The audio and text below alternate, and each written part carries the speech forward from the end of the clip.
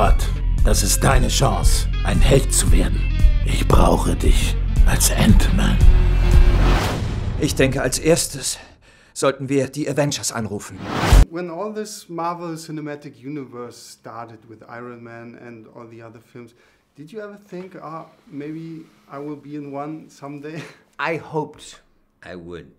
And as the world continued, and I think the last one I saw with my son was Guardians of the Galaxy in IMAX 3D, and I got to watch my son, and watch him the movie. And I said, well, it'd be nice sometime if they asked me to do one of these movies. Eine zweite Chance eröffnet sich einem nicht jeden Tag.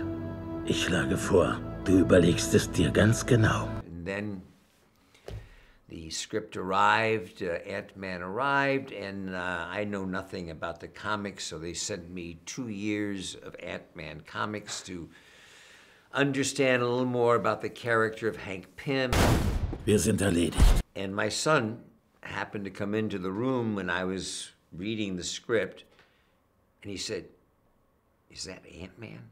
I said, yeah. And he took the script from me, and he looked me in the eye, and he held the script and said, "Dad, you have got to do this." I said, "I know. No, Dad, you don't understand. You don't understand.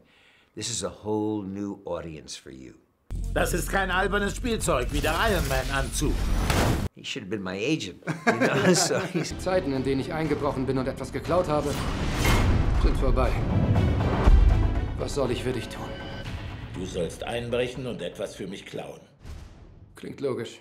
Were you disappointed that you didn't get into any big action, that you couldn't put on the suit or anything like that? No, I wouldn't say no. I wasn't disappointed. I was there as much as a producer, too, because I wanted to see how these special effects movies come together.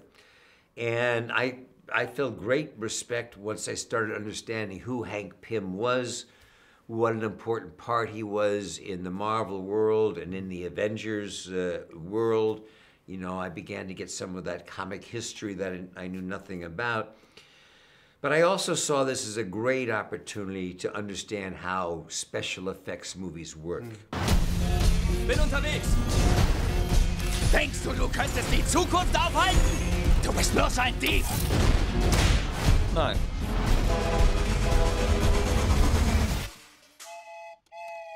Ich bin Ant-Man. Ich weiß, war nicht meine Idee.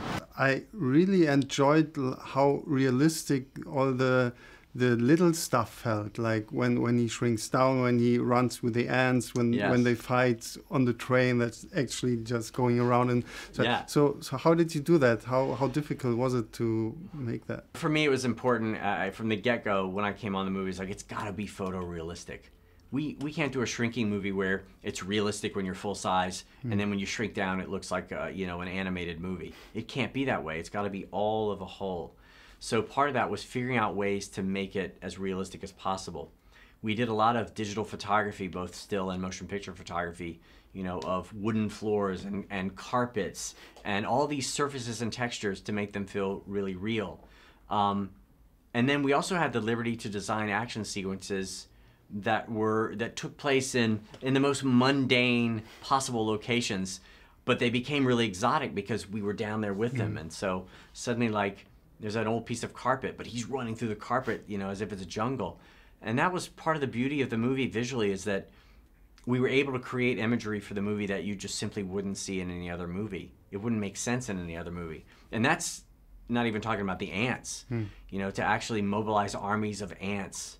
And we wanted them to be realistic, but they also had to sort of, have these character functions. So that was a real challenge, but also really fun to do. Es geht nicht darum, unsere Welt zu retten. Es geht darum, ihre zu retten. What's the secret of Marvel? What do you think? They just really care about it, and they love comics, and they want to bring them to life, and they have the sensibility for good storytellers. They cast great.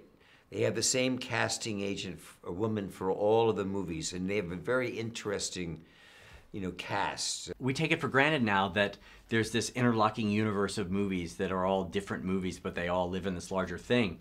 It's something we take for granted now because Marvel's done it so well.